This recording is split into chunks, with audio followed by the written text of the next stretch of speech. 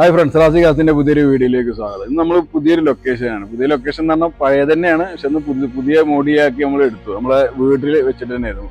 നമ്മൾ ഫസ്റ്റ് വീഡിയോസൊക്കെ നമ്മൾ എടുത്തിരുന്നത് നമ്മൾ വീട്ടിൽ വെച്ചിട്ട്, പിന്നെ ഇടയിൽ നമ്മൾ ഒരു ഒരു ഓഡിറ്റോറിയത്തിന്റെ അവിടെ കൊണ്ടുപോയി അവിടെ നിന്ന് എടുക്കില്ല. അപ്പോൾ നമ്മൾ ഇവിടെ ചെറിയൊരു സ്പേസ് ആണ്. അപ്പോൾ അതിൽ ഷീറ്റൊക്കെ ഇട്ടിട്ട് നമ്മൾ കഴിയുന്ന രീതിയിൽ നല്ലൊരു രീതിയിലാക്കിയിട്ട് നമ്മൾ ഇവിടെ തന്നെ കൂടുതൽ സ്പേസ് ഒക്കെ ഇപ്പോൾ വന്നിട്ടുണ്ട്. അപ്പോൾ കൂടുതൽ കളക്ഷനൊക്കെ നമുക്ക് ഇവിടെ തന്നെ നിന്ന് എടുക്കാൻ പറ്റും. ഇതിപ്പോൾ മഴയാണല്ലോ. അപ്പോൾ ഇന്ന് നമ്മൾ കൊണ്ടുവന്നിട്ടുള്ളത് BMW 525 സീരീസിൽ വരുന്ന മൊത്തം 7 അല്ലെങ്കിൽ 8 സീരീസുകൾ ഇപ്പോൾ ഇറങ്ങിയിട്ടുണ്ട് ഈ 5 സീരീസിൽ തന്നെ. അതിൽ നമ്മളത്തെ 6 വരുന്ന ഒരു സെഗ്മെന്റിൽ വരുന്ന ഒരു ഇതാണ് 525 എന്നുള്ള മോഡലാണത്. അപ്പോൾ ഇതിൻ്റെ കൂടുതൽ വിശേഷങ്ങളും ഇതൊക്കെ നമുക്ക് എന്തൊക്കെയാണെന്ന് നോക്കാം. അതിന് മുന്നായിട്ട് നമ്മളെ വീഡിയോ ആദ്യമായിട്ട് കാണുന്ന ആൾക്കാരാണെങ്കിൽ സബ്സ്ക്രൈബ് ചെയ്യാൻ വേണ്ടി ശ്രമിക്കുക. കൂടണം. ലൈക്ക് ഇഷ്ടപ്പെട്ടിട്ടുണ്ടെങ്കിൽ ലൈക്ക് ചെയ്യുക, മറ്റുള്ളവർക്കൊക്കെ ഷെയർ ചെയ്ത് കൊടുത്തിട്ട് എല്ലാവരും കൂടാൻ വേണ്ടി ശ്രമിക്കുക. പിന്നെ മാത്രമല്ല, നമ്മളിപ്പോൾ കുറച്ചൊരു ഇടവേള വന്നിട്ടുണ്ടായിരുന്നു ഇതിൽ വീഡിയോ എടുക്കാൻ വേണ്ടിയിട്ട്. നമ്മൾ ഡൽഹിയിലായിരുന്നു, പർച്ചേസിങ്ങിന് വേണ്ടി പോയതായിരുന്നു. ഓൾമോസ്റ്റ് ഒരു 10-15 വണ്ടികൾ നമ്മൾ പർച്ചേസ് ചെയ്തിട്ട് കൊണ്ടുവന്നിട്ടുണ്ട്. കൂടുതലും മെർസിഡീസ് ബെൻസ് ആണ്, BMW ഉണ്ട് കൂട്ടത്തിൽ. അപ്പോൾ വരുന്ന ദിവസങ്ങളൊക്കെ അതിൻ്റെ വീഡിയോസൊക്കെ നമ്മൾ കൂടെ വരുന്നതായിരിക്കും. അപ്പോൾ സ്റ്റേ ട്യൂൺ. അപ്പോൾ നമുക്ക് ഇതിൻ്റെ എന്തൊക്കെ ഡീറ്റെയിൽസ് കൂടുതൽ വിശേഷങ്ങളിലേക്ക് കിടക്കാം.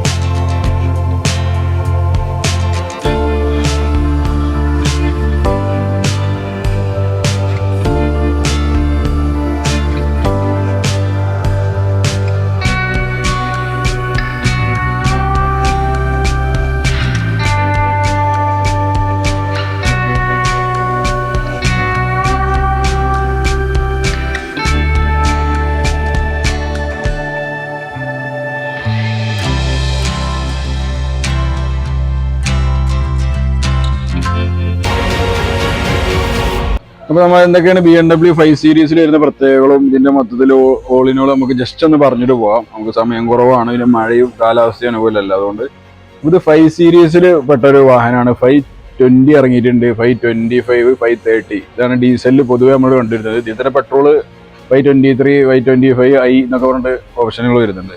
ഇത് 2010 വന്ന ഫേസ് ലിഫ്റ്റ് വന്നൊരു വാഹനമാണ്. അതായത് 10 വരെ ഇതിന് മുന്നത്തെ വേറൊരു മോഡലായിരുന്നു. അതിൽ ഒരുപാട് മാറ്റങ്ങളൊക്കെ ഉണ്ട്. ഇത് ഫോളോ ചെയ്യുന്ന ആൾക്കാർക്ക് അറിയാം BMWന്റെ ഇത് മാറ്റങ്ങളൊക്കെ. ഇത് 2010 മുതൽ 2017 കാലഘട്ടം വരെ വന്നൊരു മോഡലാണിത്. അതിൽ തന്നെ ഒരുപാട് ചെറിയ മാറ്റങ്ങൾ, ഫേസ് ലിഫ്റ്റും കാര്യങ്ങളൊക്കെ നമുക്ക് വന്നിട്ടുണ്ട്. അപ്പോൾ അതിൽ പെട്ടൊരു വാഹനമാണിത്. അപ്പോൾ ഇതിന്റെ കൂടുതൽ ഡീറ്റെയിൽസുകളാണ് നമ്മൾ പരിശോധിക്കാൻ പോകുന്നത്. ഇതിപ്പോൾ ഈ ഭാഗങ്ങളൊക്കെ നമ്മൾ പരിശോധിക്കുമ്പോൾ നല്ല ഈ ഒരു ടൈപ്പ് ഇവിടെ BMWന്റെ ലോഗോ വെച്ചിട്ടുണ്ട്. പിന്നെ ഇങ്ങോട്ട് വരുമ്പോൾ അത് M3 വരുന്നൊരു ഇതാണ്, പക്ഷെ നമ്മളത് അഡീഷണൽ വെച്ചതാണ്. നല്ലൊരു ഗ്രില്ലാണ് വരുന്നത്. പിന്നെ ഓൾമോസ്റ്റ് ടച്ചപ്പ് ചെറിയ രീതിയിലൊക്കെ കാണും, ബമ്പറിലും കാര്യങ്ങളൊക്കെ ഉണ്ടാവും. അപ്പോൾ ഈ ഭാഗത്ത് നോക്കുമ്പോൾ നല്ല രീതിയിൽ തന്നെ ക്ലീൻ ആൻഡ് നീറ്റാണ് വണ്ടിയുടെ ക്വാളിറ്റി ഉള്ളത്. അലോയിലാണെങ്കിലും തന്നെ നല്ല ക്വാളിറ്റിയിലാണ്. ടയർ ഏകദേശം ഒരു 80% നമുക്ക് കാണാൻ കഴിയും. പിന്നെ നമുക്ക് ഈ സൈഡിൽ ക്രോമിയത്തിന്റെ ഒരുപാട് ഇത് വരുന്നുണ്ട്. ഇപ്പോൾ ഡോറിന്റെ ഇവിടെ വാനിൽ വരുന്ന ക്രോം വരുന്നുണ്ട്, ഇവിടെ ഡോർ ഹാൻഡിൽ വരുന്നുണ്ട്.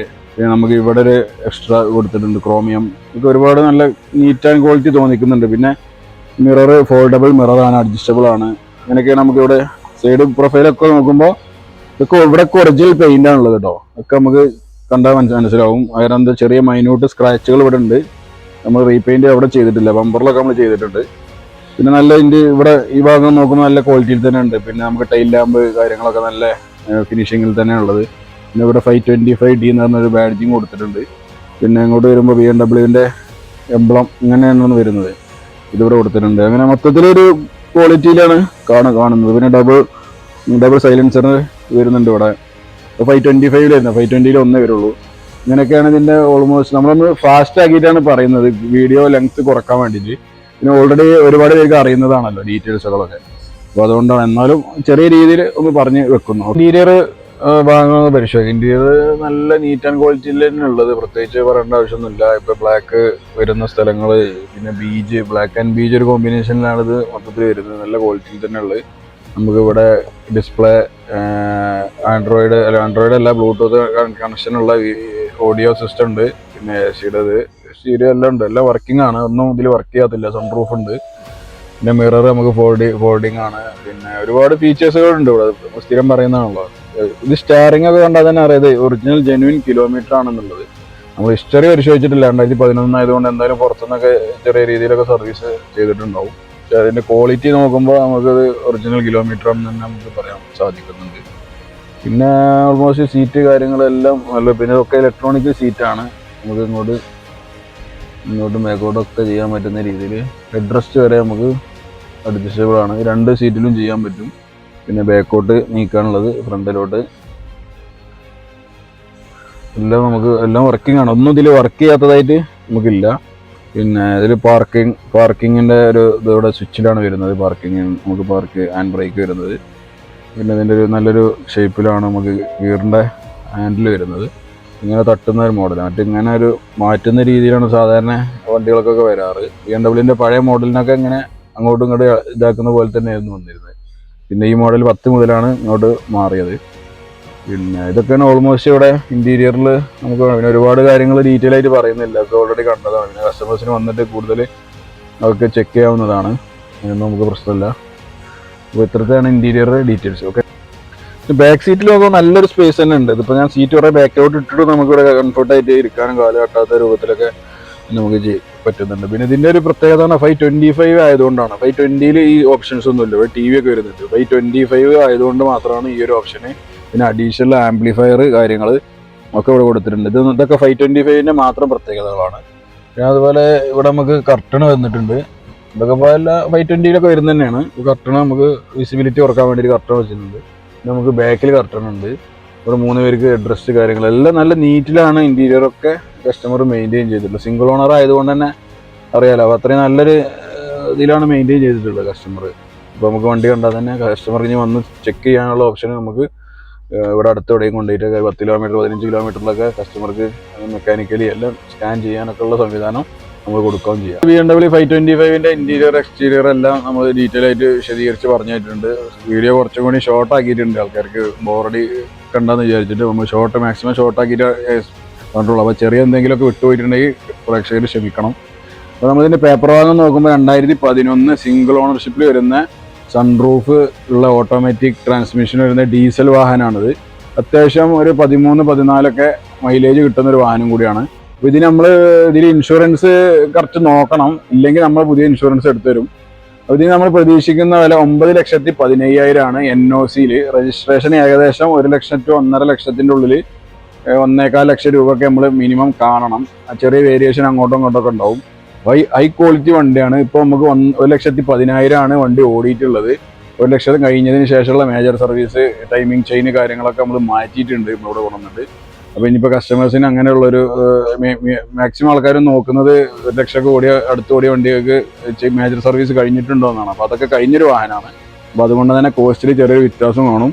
9,15 ഓൾമോസ്റ്റ് ഫൈനലാണ്. ചെറിയ എന്തെങ്കിലും നമുക്ക് കസ്റ്റമർ വരുമ്പോൾ അഡ്ജസ്റ്റ് ചെയ്യാമെന്നുള്ളൂ. അപ്പോൾ നല്ല അടിപൊളി വാഹനമാണ്. അപ്പോൾ നിങ്ങൾ നമ്മളെ വീഡിയോ ആദ്യമായിട്ട് കാണുന്ന ആൾക്കാരാണെങ്കിൽ സബ്സ്ക്രൈബ് ചെയ്യാൻ വേണ്ടി ശ്രമിക്കുക. അവിടെ ബെല്ലൈക്കൺ അമർത്തി കഴിഞ്ഞാൽ നമ്മുടെ നെക്സ്റ്റ് വീഡിയോസൊക്കെ നിങ്ങൾക്ക് ഇങ്ങനെ ഓട്ടോമാറ്റിക്കായി വന്നുകൊണ്ടിരിക്കും.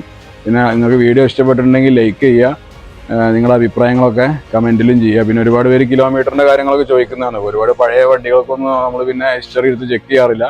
കസ്റ്റമർക്ക് വേണമെങ്കിൽ ഹിസ്റ്ററി ചെക്ക് ചെയ്യാനുള്ള സംവിധാനം നമ്മൾ അതിൻ്റെ ഡീറ്റെയിൽ ഒക്കെ നമുക്ക് കൊടുക്കാം. കസ്റ്റമർക്ക് വേണമെങ്കിൽ ചെയ്യാം. 2014 മേലോട്ടുള്ള വണ്ടികളും ഹിസ്റ്ററി മറ്റുള്ള കാര്യങ്ങളെല്ലാം റീപെയിൻ്റ് ഒക്കെ ചെക്ക് ചെയ്തിട്ട് എടുക്കാറുള്ളൂ.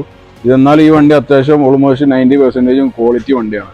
ഓക്കെ, അപ്പോൾ നമ്മുടെ വീഡിയോ സബ്സ്ക്രൈബ് ചെയ്യാൻ മാക്സിമം ശ്രമിക്കണം. നിങ്ങളുടെ സബ്സ്ക്രിപ്ഷനൊക്കെയാണ് നമ്മുടെ പ്രചോദനം എന്നുള്ളത്. ലൈക്ക് ചെയ്യാൻ വേണ്ടി ശ്രമിക്കുക ഇഷ്ടപ്പെട്ടിട്ടുണ്ടെങ്കിൽ. ഓക്കെ, അപ്പോൾ അടുത്തൊരു വീഡിയോയുമായി വരുന്നവരെല്ലാവർക്കും ബൈ, താങ്ക് യു.